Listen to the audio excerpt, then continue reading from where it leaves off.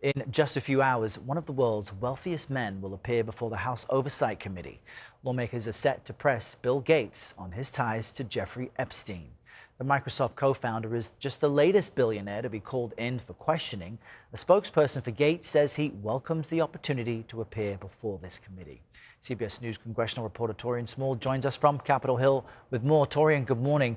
What might we expect from Gates' testimony, and what did the committee gain from yesterday's hearing?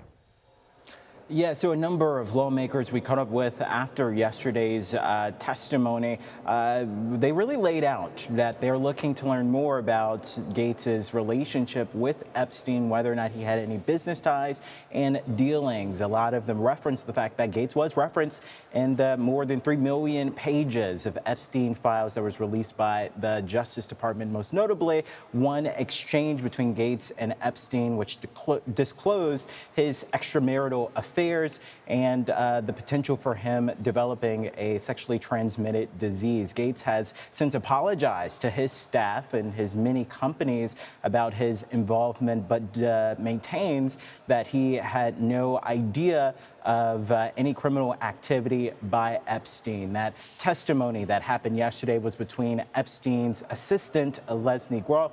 She was a longtime assistant and associate with Epstein. She also, though, maintains that she had no idea of any criminal wrongdoing. She said that she was largely tasked with scheduling, and even though she was tasked, as lawmakers pressed her, with setting up these massages, she had no idea, in her words, that anything illegal or improper was happening when she was doing her job. And this isn't the only Epstein update our viewers may see today. There's some new reporting from the New York Times on concerns from the White House about what's happening on Capitol Hill. That's just breaking this morning. I know it's new information out there. What can you tell us about that?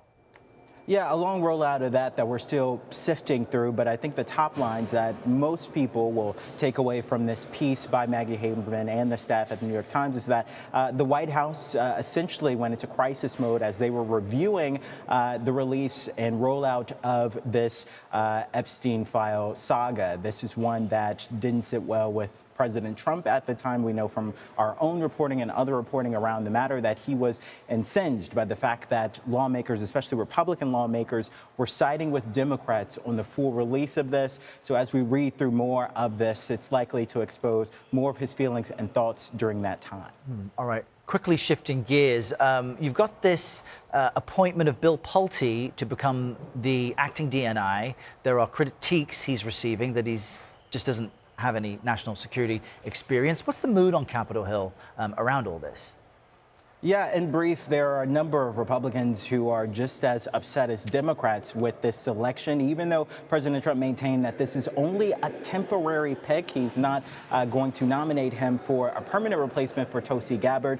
But we've heard from Senator Murkowski, Senator Collins, Senator McConnell, Senator Cornyn, Senator Cassidy, all of which have said that he's just not qualified for this job, and they're concerned about the security of our national security or the sanctity of our national security with someone who doesn't come from this world being installed into this. What also makes this really tricky is the fact that this is a couple of days away from the expiration of FISA. It's a really powerful surveillance tool under the DNI umbrella. If that were to lapse, a number of people, including Secretary Marco Rubio, said that this could compromise our national security and our efforts to intel or gather intel. A number of Democrats said that they would not be approving that reauthorization if Pulte does stay in this role. As the president says, he's set to start in a couple of weeks, but we'll see if the Trump administration is willing to bend in order to get FISA across the finish line.